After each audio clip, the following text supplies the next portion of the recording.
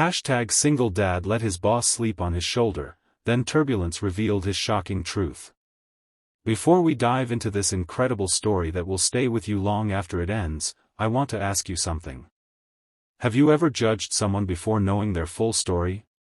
Have you ever looked at a person and thought you knew exactly who they were, only to discover that the truth was far more powerful, far more heartbreaking, and far more beautiful than anything you could have imagined? If stories like this move you, if they make you think, if they remind you of what really matters in life, then do me a favor right now. Hit that like button, subscribe to this channel, and turn on notifications so you never miss a story that could change the way you see the world.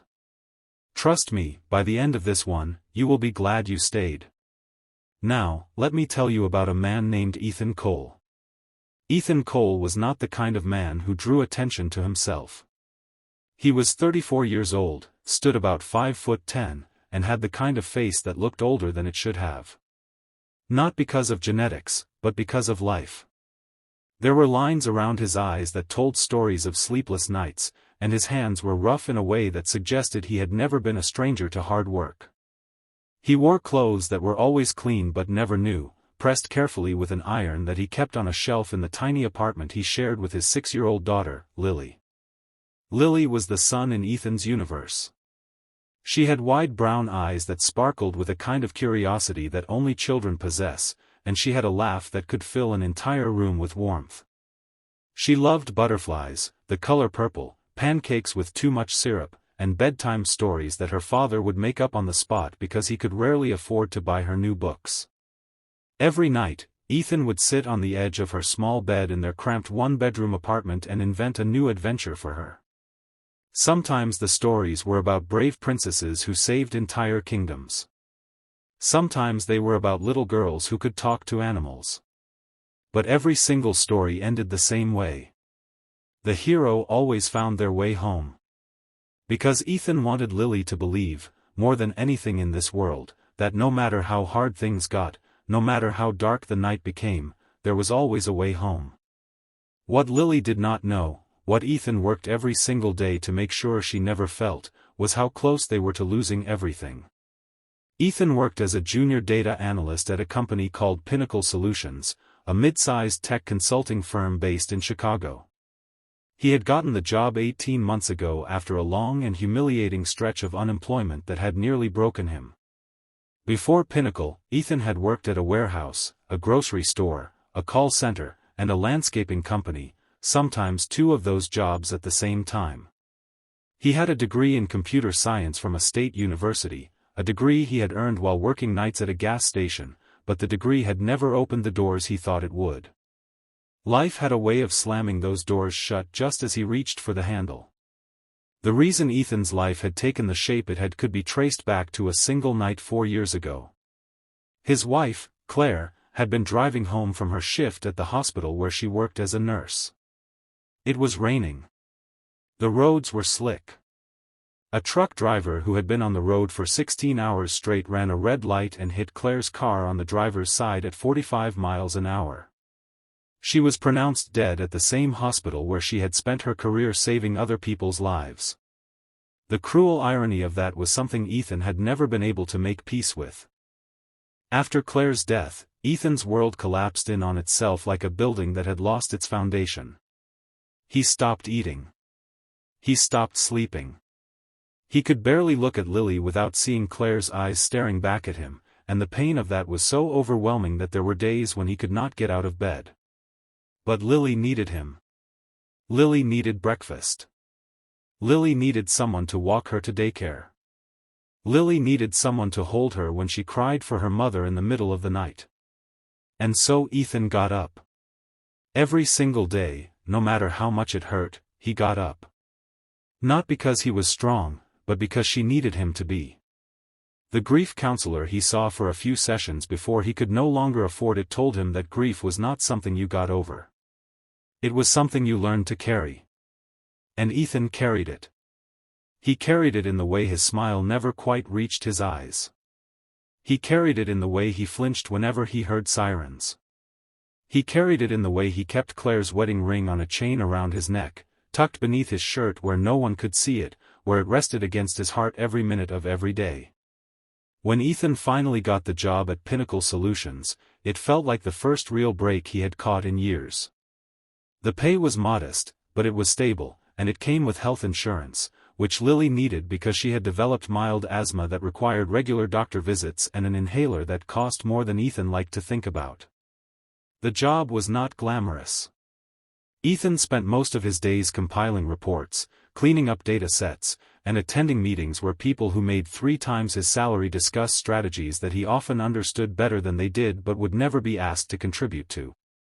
He was quiet at work. He kept his head down. He did not talk about his personal life. He did not go to happy hours or team lunches. He arrived early, he worked hard, he left on time so he could pick up Lily from the after-school program at her elementary school, and he disappeared into the routine of survival that had become his life. His boss was a woman named Victoria Ashford. Victoria was the kind of person who commanded a room without trying. She was 41 years old, tall, with sharp cheekbones and dark hair that she usually wore pulled back in a way that was both elegant and severe. She had an MBA from Wharton, a reputation for being brilliant but cold, and a corner office on the 14th floor that most people in the company were afraid to enter. She spoke in precise, clipped sentences. She did not tolerate excuses. She did not engage in small talk. She had a way of looking at you that made you feel like she was reading your entire life story in the span of 2 seconds and finding it unimpressive. Most people at Pinnacle Solutions had a complicated relationship with Victoria. They respected her because she was undeniably good at her job. Under her leadership, the analytics division had become the most profitable arm of the company. But they did not like her. They found her demanding, unapproachable, and at times, ruthless. There were stories about how she had fired a senior analyst on the spot for presenting inaccurate data in a client meeting. There were rumors that she had never taken a sick day in 12 years.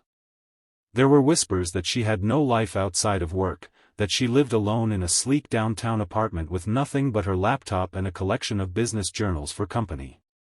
Ethan did not have strong feelings about Victoria one way or the other. She was his boss. She expected excellence. He delivered it. Their interactions were limited to brief exchanges in hallways, occasional feedback on his reports, and the all-hands meetings that Victoria ran with the precision of a military operation. She had never asked him about his life. He had never offered any information. They existed in the same professional orbit without ever truly seeing each other. That was about to change. It started with an email that arrived in Ethan's inbox on a Tuesday afternoon in late October.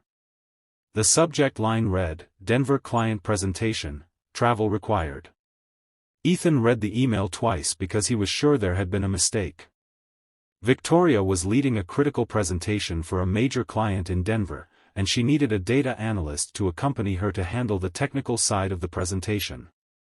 The email listed Ethan by name. He had been selected. Ethan's first reaction was panic. Traveling for work meant being away from Lily overnight. He had never spent a night away from her since Claire died. The thought of it made his chest tight. Who would pick her up from school? Who would make her dinner? Who would check under her bed for monsters and promise her that the shadows on the wall were just trees dancing in the wind? He did not have family nearby. Claire's parents lived in Florida and had become distant after her death, as though looking at Lily was too painful a reminder of the daughter they had lost. Ethan's own parents had passed away years ago. He was alone in this. Truly, completely alone. But he could not say no. He knew that. Saying no to Victoria Ashford was not something people did if they wanted to keep their jobs, and Ethan could not afford to lose this job. Not with rent due in 10 days. Not with Lily's asthma medication running low. Not with winter coming and Lily needing a new coat because she had outgrown the one from last year. So Ethan did what he always did. He figured it out. He called the mother of one of Lily's classmates, a kind woman named Sandra who had offered to help in the past, and he asked, with the kind of quiet humility that broke Sandra's heart a little, if Lily could stay at her house for one night. Sandra said yes immediately, told him not to worry, told him that Lily and her daughter would have a wonderful time. Ethan thanked her 3 times, and when he hung up the phone, he sat in the break room at work and pressed his palms against his eyes until the burning feeling behind them went away. The trip to Denver was scheduled for the following Thursday. Ethan spent the week preparing meticulously. He built the data visualizations for the presentation. He ran every number twice. He anticipated every question the client might ask and prepared backup slides with additional analysis. He was determined to be perfect. Not because he wanted to impress Victoria, but because he could not afford to fail. Failure was a luxury for people who had safety nets, and Ethan's safety net had a 6-year-old face and a gap-toothed smile. The night before the trip, Ethan sat on Lily's bed and told her that he had to go away for one night for work but that he would be back before she knew it. Lily's lower lip trembled, and she asked the question that always shattered him.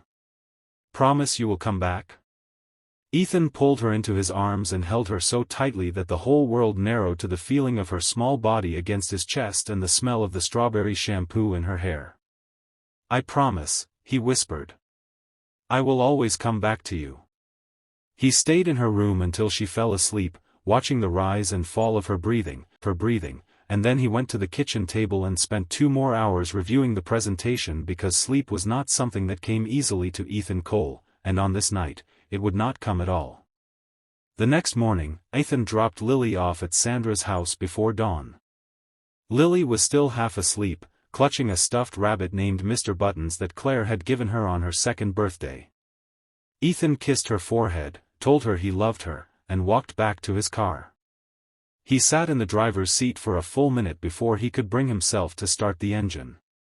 He arrived at O'Hare Airport with plenty of time to spare.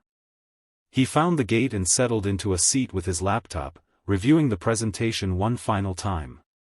He was so absorbed in his work that he did not notice Victoria approaching until she was standing directly in front of him. "Cole," she said, in that crisp, no-nonsense voice of hers. "You are early." "Yes, ma'am," Ethan replied, closing his laptop and standing up. "Do not call me ma'am. It makes me feel ancient. Victoria is fine." She sat down in the seat next to him, which surprised Ethan because there were plenty of empty seats in the gate area. She pulled out her own laptop and began typing rapidly. Neither of them spoke for the next 20 minutes, and Ethan thought that was perfectly fine. When they boarded the plane, Ethan discovered that they were seated next to each other. Business class. Ethan had never flown business class in his life. The seat was wider than his armchair at home, and there was actual legroom, and the flight attendant offered him a drink before the plane even took off. He asked for water. Victoria asked for black coffee. The first half hour of the flight was uneventful. Victoria worked on her laptop. Ethan reviewed his notes on a printed copy of the presentation because his own laptop was older and its battery was unreliable, a fact he did not want Victoria to discover. The plane hummed steadily beneath them, and the clouds outside the window looked like an endless white plain stretching to the horizon. And then something happened that Ethan did not expect. Victoria fell asleep. It happened gradually. Her typing slowed.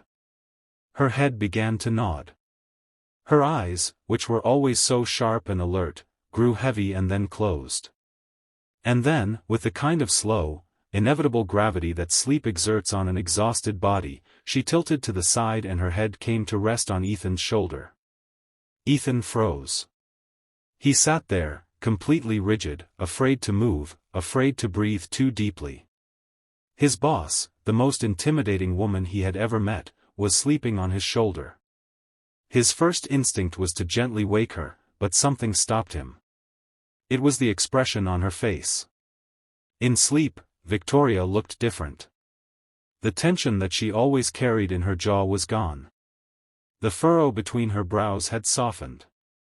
She looked, for the first time in all the months Ethan had known her, like a person who was tired.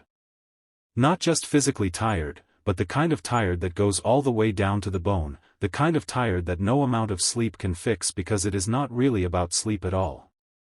Ethan recognized that look. He saw it in his own mirror every morning. So he did not wake her. He sat perfectly still, barely turning the pages of his notes, and he let her sleep. The flight attendant walked by and gave him a knowing smile. A businessman across the aisle glanced over and smirked. Ethan ignored them all. He understood, in a way that he could not quite articulate, that sometimes the kindest thing you can do for another person is simply to let them rest. 20 minutes passed. 30. Victoria slept soundly, her breathing deep and even, and Ethan found himself falling into a kind of peace that he rarely experienced. There was something strangely comforting about being needed in this small, quiet way. For the past 4 years, he had been strong for Lily.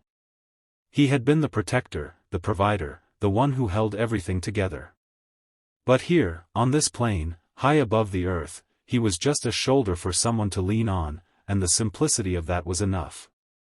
And then the turbulence hit. It came without warning.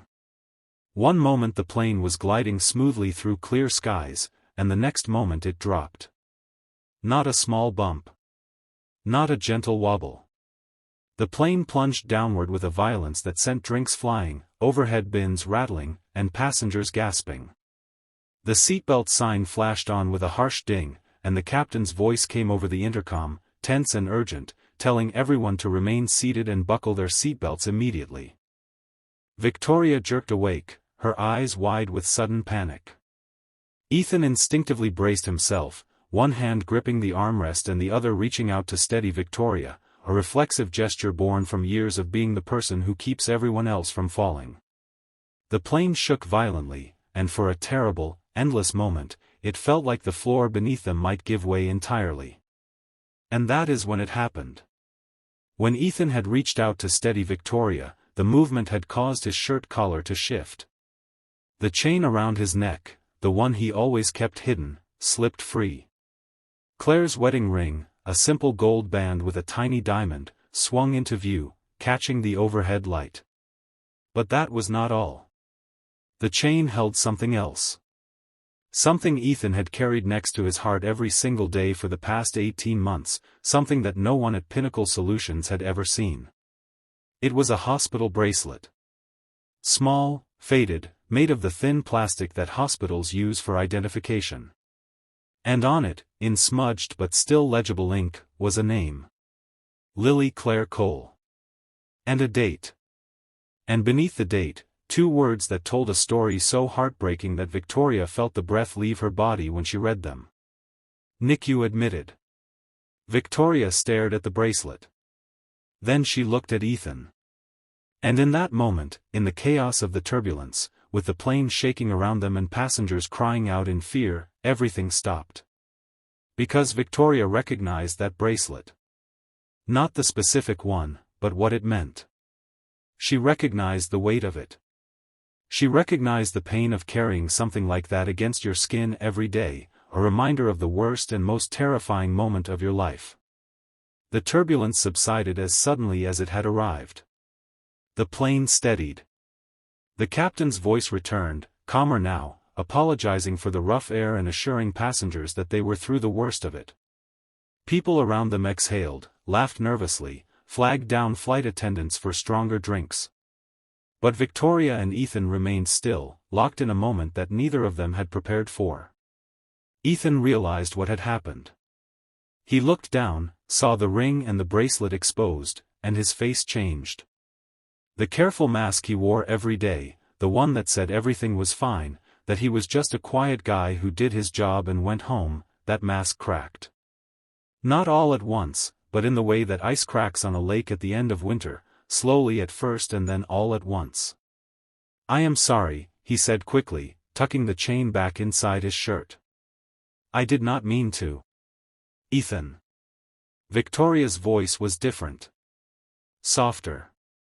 The sharp edges were gone. She was looking at him the way no one at the office had ever looked at him, not with pity, but with recognition. "How old is your daughter?" Ethan swallowed hard. 6. And she was in the NICU? He nodded. He did not trust his voice to say more. Victoria was quiet for a long moment. Then she said something that changed everything. Mine was too. Now, if this story is already pulling at your heartstrings, imagine what comes next. Before we continue, take a second to hit that subscribe button and the like button. This story is about to go somewhere you did not expect, and I promise you, you do not want to miss it. Share it with someone who needs to hear it today. Now, let me continue. Ethan turned to look at Victoria with an expression of pure disbelief. In all the months he had worked for her, in all the meetings and emails and brief hallway encounters, he had never once imagined that Victoria Ashford had a child. She wore no ring. She had no photos on her desk. She never mentioned a family. She was Victoria Ashford, the brilliant, untouchable executive who lived for the company and nothing else. At least, that was the story everyone had written for her. But people are never just one story. Victoria did not speak right away. She turned to look out the window at the clouds below, and when she finally began to talk, her voice had a quality that Ethan had never heard before. It was the voice of someone who was opening a door that had been locked for a very long time. Her name was Sophie, Victoria said. She was born at 28 weeks. 2 pounds, 3 ounces. She was so small that my husband